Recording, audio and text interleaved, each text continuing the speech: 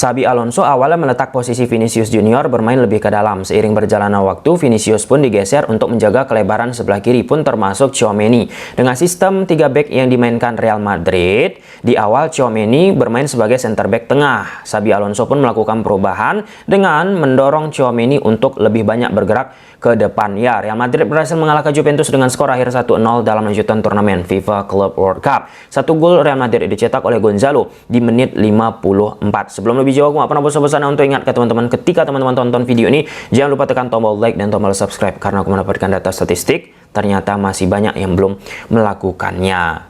Kita sebelumnya sudah membedah taktikal yang dimainkan oleh Xabi Alonso. Mulai dari Xabi Alonso melakukan perubahan posisi terhadap Arda Güler, kemudian bagaimana Vinicius Junior coba bermain lebih ke dalam, bukan secara otentik, menjaga sisi kelebaran sebelah kiri dari Real Madrid, memanfaatkan duel satu lawan satunya. Nah, jadi di pertandingan ini coba diutak-atik lagi oleh Xabi Alonso. Nah, dengan demikian, apa yang sudah kita sajikan, bedah taktik Xabi Alonso sebelum-sebelumnya, aku harap kawan-kawan tonton, karena ada irisannya, korelasinya dengan apa yang ditampilkan Xabi Alonso bersama Real Madrid mengalahkan Juventus. Langsung saja kita masuk ke papan taktik. Di atas kertas, Real Madrid gunakan pola 1-3-4-2-1 atau bisa juga kita sebut 1-3-4-3, pun Juventus menggunakan pola yang sama, 1-3-4-3. Nah, saat bertahan,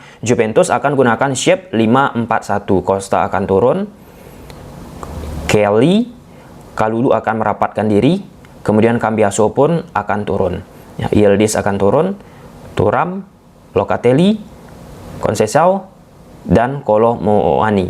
Nah, Juventus, line mereka, jarak antar lini mereka sangat amat rapat, menyulitkan akhirnya pemain-pemain Real Madrid pun untuk banyak bermain dari sektor tengah. Jadi, nomor 7 akan Nero ke dalam, Yildiz pun akan Nero. Lalu, Real Madrid dengan sistem ini, patternnya kita harus paham dulu, yaitu 3-2-5 di awal. Sebelum dilakukan perubahan dinamika, Franz Garcia menjaga sisi kelebaran sebelah kiri, Vinicius akan berada di koridor half space sebelah kiri, dia bermain lebih ke dalam, Gonzalo sebagai striker, Bellingham berada di sini, Trent Arnold menjaga sisi kelebaran sebelah kanan, Valverde dan Güler sebagai pemain di tengah. Hausen akan naik, Tchouaméni akan naik, Rudiger akan naik. Nah, ketika bola digerakkan oleh pemain-pemain Real Madrid, pertama, dinamika akan dimunculkan oleh Bellingham. Nah, Bellingham ini akan masuk ke tengah kawan-kawan. Gonzalo akan berada di sini, Vinicius akan berada di sini. Nah, jadi posisi Bellingham ini berada di belakang dua pemain dari Real Madrid. Kemudian Valverde, Güler. Dengan Nero-nya, struktur di sektor tengah yang dimainkan Juventus, maka sangat amat sulit bagi pemain Real Madrid untuk bisa melakukan progresi lewat sektor tengah. Oleh karenanya, Güler turun ataupun Valverde turun, atau dari posisi pemain belakang, Hausen, Tchouaméni, Rudiger memindahkan bola tersebut menuju sisi kelebaran, baik itu ke Trent Arnold ataupun Franz Garcia. Nah, sampai-sampai ketika sulitnya masuk di sektor tengah, Vinicius kan nggak terlihat. Akhirnya Vinicius pun bergerak untuk menjaga sisi kelebaran sebelah kiri. Walaupun belum secara persisten dia lakukan. Lebih banyak Vinicius di babak 1 untuk bergerak ke dalam. Nah, Ancelotti, mantan pelatih Real Madrid, sebelumnya sudah katakan, Vinicius akan lebih efektif itu jika bermain menjaga sisi kelebaran sebelah kiri. Duel kualitatifnya satu lawan satunya, itulah salah satu keistimewaan yang dimiliki oleh Vinicius. Akan tetapi, Xabi Alonso memiliki pandangan lain ketika, yes, Vinicius memang jago dia menjaga sisi kelebaran sebelah kiri. Nah, namun ada kalanya kita juga membutuhkan Vinicius untuk bermain lebih ke dalam. Dan pada momen saat menghadapi Juventus ini, Vinicius bermain lebih ke dalam ternyata tidak proper, kawan-kawan. Dan itu disadari oleh Xabi Alonso. Xabi Alonso dengan kontan melakukan perubahan. Perubahannya seperti apa? Vinicius digeser menjaga sisi kelebaran sebelah kiri. Kemudian Tchouaméni pun lebih banyak bergerak ke depan dan menciptakan Valverde pun aktif untuk lebih masuk ke daerah final third. Nah, jadi posisinya itu seperti ini kawan-kawan. Tchouaméni akan beririsan di babak kedua secara spesifik. Itu terjadi Güler, Rudiger di belakang, Hausen. Nah, kenapa Tchouaméni ini berada di sini? Ini punya makna juga selain membantu sisi attacking. Apa itu? Untuk mengantisipasi Yildiz nomor 10. Karena Yildiz di babak pertama banyak sekali space, kesempatan yang dia dapat. Nah, ini pembacaan yang sangat amat jeli.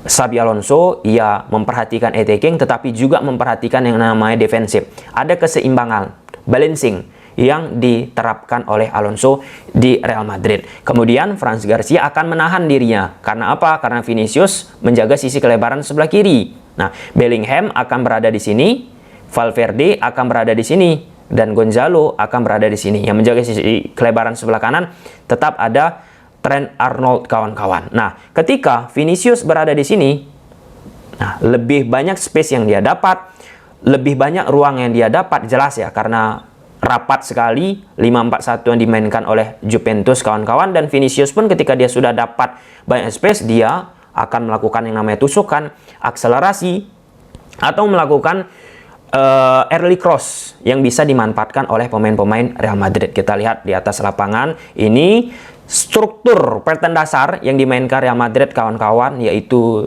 3-2-5 pada fase attacking. Dan ya, Vinicius bermain lebih ke dalam, dan pada momen ini Hausen coba meletakkan bola tersebut di belakang garis pertahanan Juventus, memanfaatkan kecepatan dari Vinicius itu sendiri. Seiring bola bergerak terus-menerus di atas lapangan, dinamika pun muncul. Ini skematisasinya ketika Bellingham yang di atas kertas berada di koridor half space sebelah kanan, dia memposisikan dirinya berada di dua pemain depan Real Madrid. Yap. Tujuannya apa? Untuk menciptakan lebih banyak orang di sektor tengah. Artinya ketika semakin banyak pemain Real Madrid di sektor tengah, Bellingham bisa sebagai salah satu opsi passing. Dan Juventus pun menariknya tidak terpancing. Ini awalnya mereka ikut juga menekan secara middle block kawan-kawan.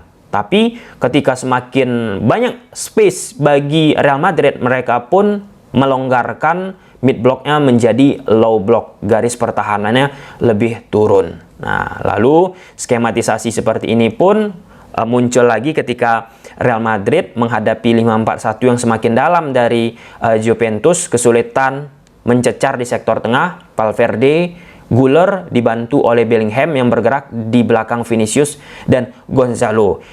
Selanjutnya yang dilakukan Real Madrid untuk membongkar, merenggangkan struktur dari Juventus itu sendiri, ya mau tak mau bermain dari sisi ke sisi, side to side, dari kanan ke kiri, seperti yang ditampilkan oleh Tchouaméni ini, menggeserkan bola ke posisi Franz Garcia. Dan di akhir-akhir babak pertama, Vinicius ada terdapat momen dia menjaga sisi kelebaran sebelah kiri kawan-kawan, turun karena lihat tidak banyak space yang didapatkan oleh Real Madrid. Nah, ketika Vinicius menjaga sisi kelebaran sebelah kiri, akhirnya Real Madrid pun mendapatkan kesempatan dari tendangan yang dilakukan oleh Federico Valverde. Diinisiasi awalnya lewat Vinicius Junior. Nah, di awal babak 1, selain di menit 45 akhir, Vinicius bergerak menjaga sisi kelebaran, ada juga sekitaran di menit 12, 13, Vinicius Junior pun melakukannya. Tetapi tidak secara utuh, terus-menerus. Secara utuh dilakukan Vinicius Junior itu pada kala babak kedua berlangsung. Sudah ada di jeda half time, Xabi Alonso menginstruksikan pendekatan-pendekatan taktikal yang baru. Nah, lalu di babak kedua, perubahan pertama dilakukan oleh Real Madrid itu jelas menggeser Tchouaméni lebih beririsan dengan Arda Güler, sehingga menyisakan dua pemain di belakang, Rudiger, Hausen. Tchouaméni ini pun posisinya akan bersentuhan dengan Yildiz, nomor 10 dari Juventus, yang di awalnya sudah kita katakan banyak ruang yang dia dapat. Ketika Tchouaméni sudah bergerak lebih ke depan, Valverde pun akan lebih leluasa kawan-kawan untuk membantu Bellingham pun termasuk Vinicius Junior. Nah, di sini attacking berhasil diciptakan oleh pemain-pemain dari Real Madrid. Nah, ini skematisasinya ketika Vinicius Junior pun sudah bergerak menjaga sisi kelebaran sebelah kiri. Franz Garcia menahan dirinya untuk naik tinggi kawan-kawan dalam maksud mengantisipasi permainan counter attack Juventus. Dan Bellingham menjaga posisi sebelah kiri lebih dalam yang ditempati oleh Vinicius di awal. Valverde pun lebih naik tinggi. Tchouaméni beririsan dengan Güler. Dan dengan sikap yang dilakukan oleh Xabi Alonso seperti ini, Vinicius pun banyak mendapatkan ruang dan banyak mendapatkan sebuah kesempatan. Ini momen lain ketika Franz Garcia coba membantu, ada momennya Vinicius Junior kawan-kawan pada fase attacking, dan Tchouaméni pun lihat bergerak aktif untuk menciptakan attacking ataupun opsi tambahan orang baru bagi Real Madrid di daerah final third. Dan ini proses gol yang didapatkan oleh Real Madrid berawal dari situasi corner kick, berhasil ditepis oleh pemain Juventus, kemudian Vinicius Junior kawan-kawan melakukan sebuah early crossing. Vinicius yang bermain lebih melebar, dia dapat space, dia lakukan early crossing, dan kemudian ujungnya, endingnya dari situasi yang berawal dilakukan oleh Vinicius, Trent Arnold berhasil menciptakan sebuah umpan baik ke posisi Gonzalo Garcia dan terciptalah sebuah gol. Oke, jadi kesimpulannya kawan-kawan, perubahan yang dilakukan oleh Xabi Alonso dengan memindahkan Tchouaméni untuk lebih aktif maju ke depan, plus menggeser Vinicius menjaga sisi kelebaran sebelah kiri, merupakan keputusan yang tepat. Dari situ juga Xabi Alonso mampu nih membaca sistemnya. Jika memang sistemnya di awal tidak oke, ia akan beradaptasi dengan apa yang dilakukan oleh lawan dan itu bekerja untuk Real Madrid. Silahkan tulis di kolom komentar. Bye.